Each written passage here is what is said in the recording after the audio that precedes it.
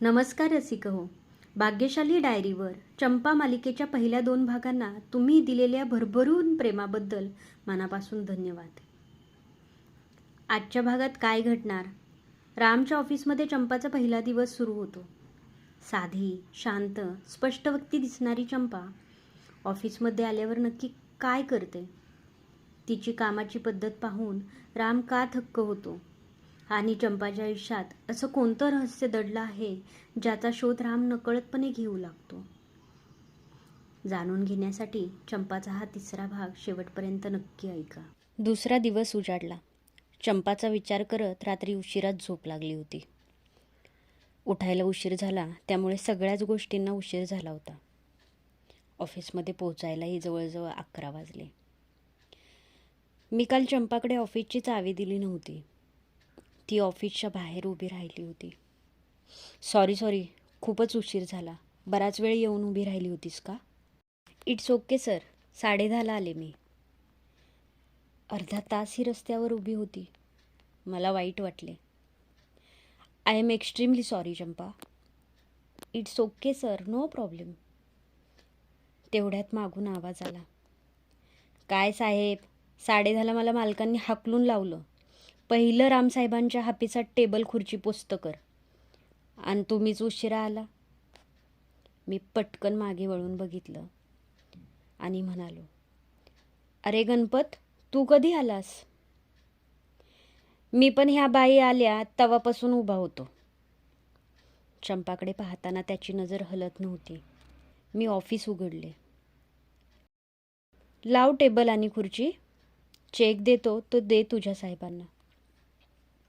त्याने टेबल खुर्ची लावली, चेक घेतला आणि चंपाकडे बघतच बाहेर पडला. मी पटापट तिला टेबलवर PC अरेंज करून दिला. तिला सगळी कामं समजावून सांगितली. तिचे काम सुरू झाले. कामाव्यतिरिक्त आम्ही एकमेकांसोबत काहीही बोलत नव्हतो. चंपा, मी एकेरी हाक मारली तशी ती ताडकन खुर्चीवरून उठली. काय सर? अगं उठलीस कशासाठी? बस. मला तुझा मोबाईल नंबर देऊन ठेव आणि आई किंवा वडिलांचा सुद्धा नंबर दे. माझा देते. आई वडील नाहीत मला. तिचे डोळे पाणावले. मी जरा वेळ शांत बसलो आणि म्हणालो, सॉरी. ज्यांच्याकडे तू राहतेस त्यांचा नंबर देऊन ठेवलास तरी चालेल. सर, माझा नंबर देईन. काहीही अडचण येणार नाही. अर्थात मी अशी वागणार नाही. मला ठाऊक आहे, एका दिवसात असं विश्वास बसणं कठीण आहे. पण तरीही काहीही झाले तरी मी तुम्हाला सांगितल्याशिवाय सुट्टी घेणार नाही किंवा असा कोणताही प्रॉब्लेम क्रिएट करणार नाही की ज्यामुळे तुम्हाला माझ्या नातेवाईकांपर्यंत यावं लागेल. ती खूप शांतपणे बोलत होती. मीही शांत होतो. मला समजत होता. मी त्यावर काहीही बोललो नाही. तेवढ्यात सिद्ध्या त्याच्या नेहमीच्या स्टाईलने आला. हाय राम. सिद्धार्थ नेहमीप्रमाणे मोठ्याने बोलला. मी त्याला डोळे दाखवले तसा तो नॉर्मल झाला. सॉरी राम. त्याने चंपाकडे पाहिले आणि पुन्हा माझ्याकडे पाहिले, कारण चंपाचे सगळे लक्ष कामामध्ये होतं. चंपा, मी तिला पुन्हा आवाज दिला. Yes sir. हा माझा मित्र आहे आणि हो, माझा भाऊसुद्धा. हा कधीतरी येत राहतो, तुला माहीत असावं म्हणून सांगितलं. तिने सिद्धार्थकडे बघून फक्त स्माईल दिली आणि पुन्हा तिच्या कामामध्ये गुंतली. सिद्धार्थ आणि माझ्या गप्पा झाल्या. चंपाने त्यामध्ये सहभाग घेतला नाही किंवा आमच्याकडे पुन्हा बघितले सुद्धा नाही. 5 वाजले. तिने मी दिलेले काम संपवले, फाईल्स माझ्याकडे जमा केल्या आणि मला म्हणाली, येऊ सर? ओके, ये. चंपा निघून गेली. सिद्धार्थ चंपाच्या पाठमोऱ्या आकृतीकडे बघत म्हणाला, राम, हे काय गणित? सिद्धार्थ हसला. अरे आज तर तिचा पहिला दिवस आहे. होईल हळूहळू मिक्स. खरं तर मला आश्चर्य वाटलं होतं की एवढी सुंदर 2 तरुण मुलं तिच्यासमोर होती. तिला आमच्याकडे बघायचा मोह एकदाही झाला नसेल का? की तिला फक्त दाखवायचंय की माझं कुठेही लक्ष नाहीये, मी फक्त माझं काम करतेय. असे बरेच दिवस चालू होते. तिने केलेल्या कामामध्ये चूक काढायची संधी ती मला एकदाही देत नव्हती. माझ्याकडे बरेचसे क्लायंट यायचे. तिने कधीही पुढे पुढे केले नाही. ती फक्त माझ्या कामाची पद्धत बघायची.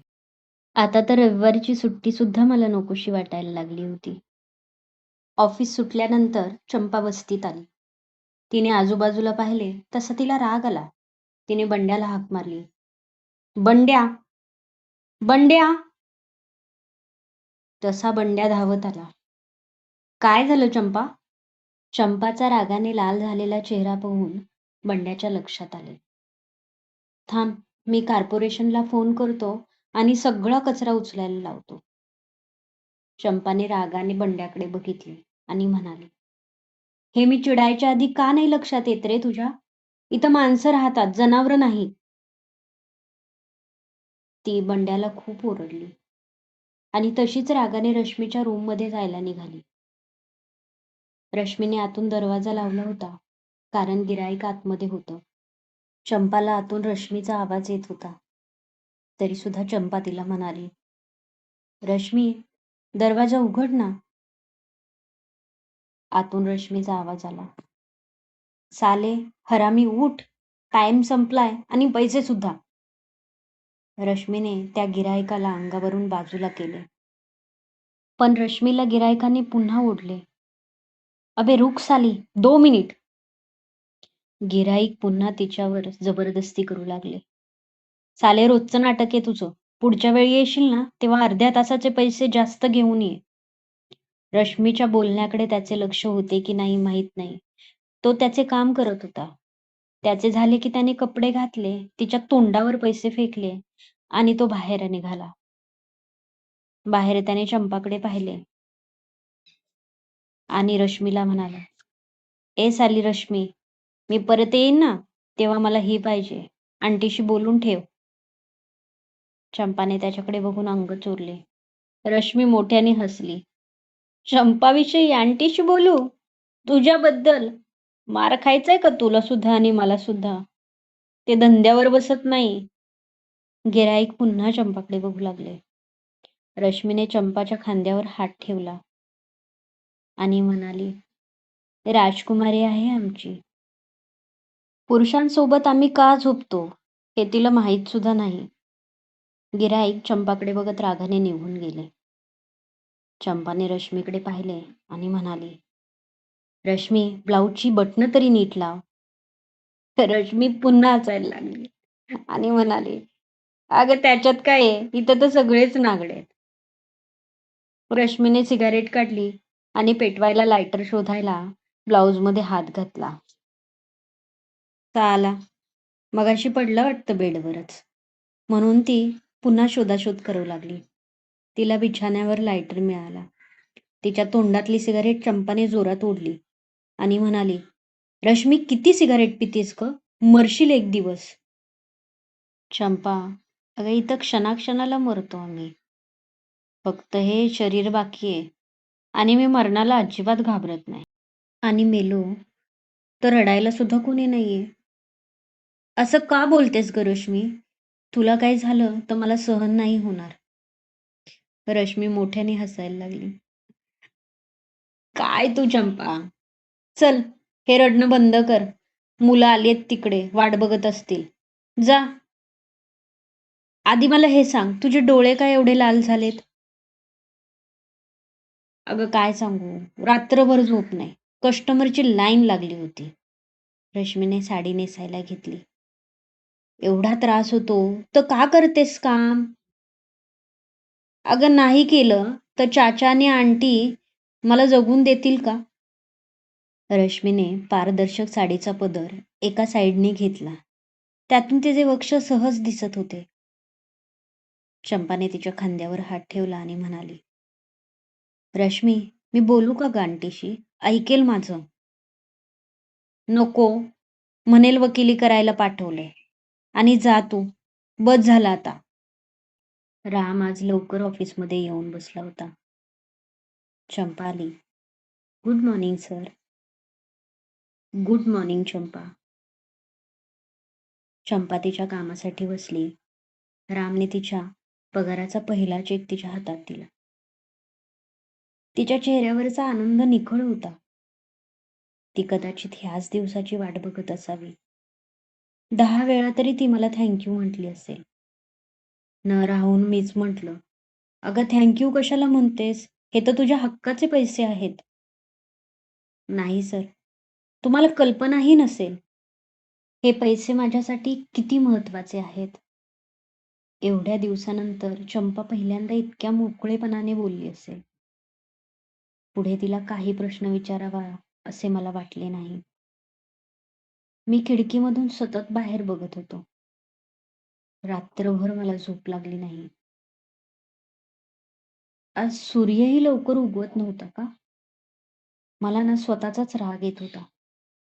घड्याळ बघितलं. सिद्धार्थला सांगावे का? नको, नकोच सांगूयात. पण परत म्हणाला, आजपर्यंत एकही गोष्ट त्याच्यापासून लपवली नाही. मग ही का लपवू? पण माझं मनच तयार होत नाहीये. 6 वाजले होते. आज घड्याळ पुढे सरकतच नाही असं वाटत होतं. चंपा या नावाचा अर्थ मला आज लागत होता. आज जरी ती माझ्यासमोर आली, तर मी कसा रिॲक्ट होणार आहे हे माझंच मला समजत नव्हतं. मी का तिची चौकशी केली नाही? का चौकशी न करता तिला कामावर ठेवले? मी तिला का काही बोलू? माझा काय अधिकार आहे? माझ्या इथे ती व्यवस्थित काम करतीये, हे पुरेसं आहे ना? ऑफिसमधून बाहेर पडल्यानंतर ती काय करतीये? त्याचं मला काय करायचंय?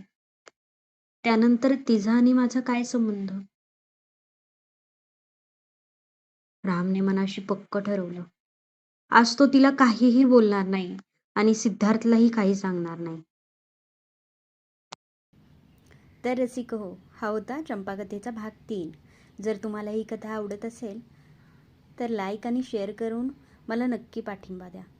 आणि हो, भाग 4 सर्वात आधी पाहण्यासाठी चॅनलला सबस्क्राईब करायला विसरू नका.